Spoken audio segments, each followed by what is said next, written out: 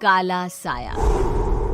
यूं तो बनारस घाट अपनी खूबसूरती के लिए बहुत प्रचलित है, पर घाट के किनारे कई राज लिए बैठे हैं। ये कहानी शुरू होती है बनारस के घाट के पास बने ममता निवास से, जहाँ प्रिया लाल जोड़े में ममता के घर उसकी बहू बनकर आती है। आओ आओ बहू, घर को अपने पैरों से पवित्र करो। ममता घर की दहलीज पार कर ही रही होती है कि अचानक एक बहुत गंदी सी बास पूरे घर में फैल जाती है।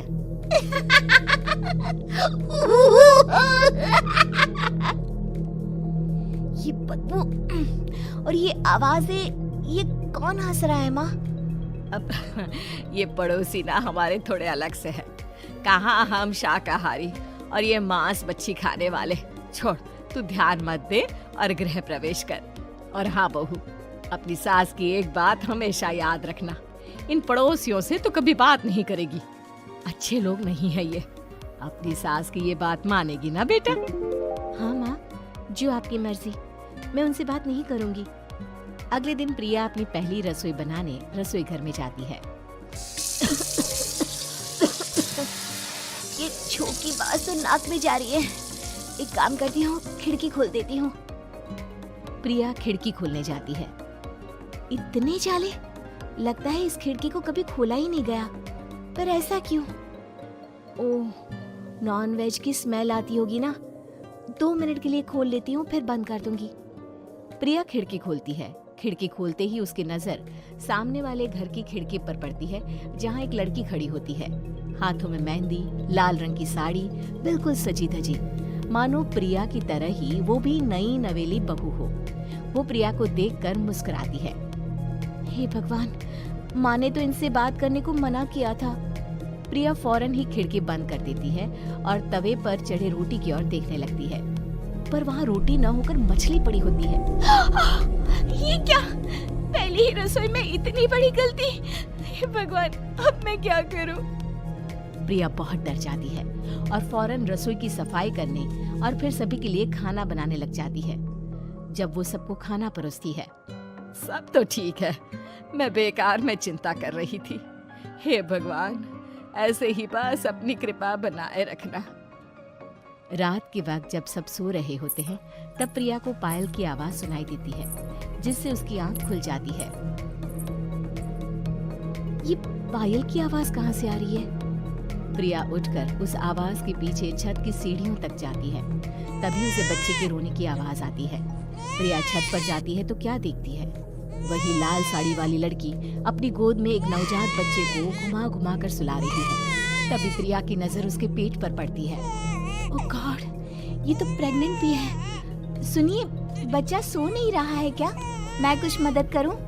नहीं नहीं, आपके घर वालों को अच्छा नहीं लगेगा, मैं संभाल लूंगी। स्नेहा की गोद से बच्चा हाथ मारकर प्रिया की गोद में आने को छटपटाने लगता है। दोनों घर अगल बगल में बने होने के कारण प्रिया उस बच्चे को गोद में ले लेती है। प्रिया के पास आते ही वो सो जाता है। बच्चे का वो स्पर्श रात भर प्रिया भूल नहीं पाती और अगली सुबह वो छत पर कपड़े सुखा रही होती है। तभी उसे एक औरत इशारा करके बुलाती है। स्नेहा कह रही थी बाबू तुम्हारी गोद में आते ही सो गया। मैं गौरी, स्नेहा की माँ हूँ। बहू, घर आना, बाबू को खिला भी लेना। शाम को जब घर पर कोई नहीं रहता, बच्चे से मिलने के लिए प्रिया छिपकर अपनी पड़ोसन के घर चली जाती है और कुछ देर बच्चे को खिलाकर वापस लौट आती है। इसके कुछ दिन बाद ही प्रिया को पता चलता है कि वो माँ बनने वाली है। ममता की खुशी का ठिकाना नहीं रहता।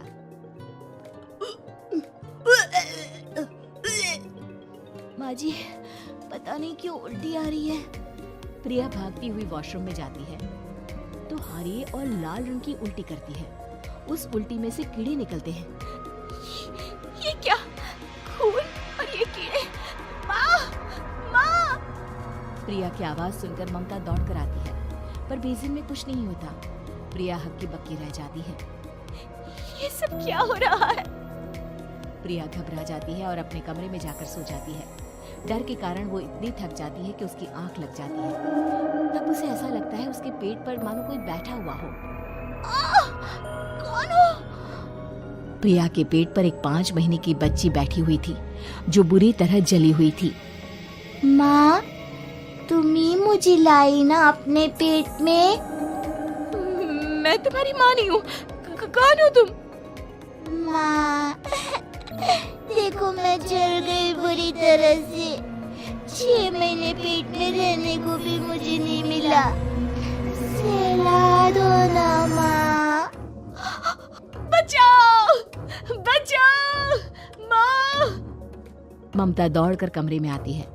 प्रिया की बातें सुनकर वो सब समझ जाती है। तू कहीं बगल वाले घर में तो नहीं जाकर आई ना बहू? मुझे माफ कर दो, मैं गई थी माँ। उस घर में सब मरे हुए हैं बहू। कई साल पहले स्नेहा उस घर में बहू बनकर आई थी। कुछ ही दिन में वो एक बच्चे को जन्म देने वाली थी। पूरा घर बच्चे के आने की खुशी में खोया था कि एक दिन अचानक उस घर में आग लग गई। सब बुरी तरह जलकर मर गए। गौरी आज भी दादी बनने का इंतजार कर रही है और इसीलिए स्नेहा ने अपना अजन्मा बच्चा तुम्हारी कोख में डाल दिया। ममता ये कह रही होती है कि पीछे से उसके पैरों को एक बच्चा पकड़ लेता है। दादी, दादी। माँ, स्नेहा की गोद में यही बच्चा था। ये बच्चा कौन है फिर? तेरी मौत है। तेरी भी दादी। जिस चीज का ममता को डर था वही हो गया। ममता निवास के ऊपर मौत ने चादर बिछा दी थी। प्रिया का पेट ऐसे बढ़ जाता है मानो 9 महीने का हो। 2 हाथ उसके पेट से बाहर निकलते हैं। बहू, संतोष को फोन कर, किसी पंडित जी को बुला बहू। प्रिया का पति भागता हुआ घर आता है। ये तो होना ही था माँ। तेरा पाप तेरे सामने आ गया तो तू सह नहीं पा रही है। स्नेहा घर में आग लगी नहीं थी, माँ ने लगाई थी प्रॉपर्टी की लालच में। और वो बच्चा मेरी पहली पत्नी का बच्चा है, मेरा बेटा, जो कि उस आग की चपेट का शिकार हो गया था। मैंने तुमसे ये सब माँ के कहने पर छुपाया था। मुझे माफ कर दो प्रिया। तुम अगर चाहो तो यहाँ से जा सकती हो। मैं तुम्हें किसी भी बंधन में रखना नहीं चाहता। मेरी शादी हुई है आपसे, मैं आपको छोड़ नहीं सकती, पर उससे पहले हमें स्नेहा, उसकी माँ और बच्चे की आत्मा की शांति करवानी होगी। संतोष और ममता गौरी के घर जाते हैं। अंदर सब कुछ जला हुआ होता है। जमीन पर जली हुई लाशें बिखरी हुई थी। ममता रो रो कर अपने करने की माफी गौरी से मांगती है। प्रिया स्नेहा के घर वालों का अंतिम संस्कार करवा देती है और ममता निवास फिर से आत्माओं के साथ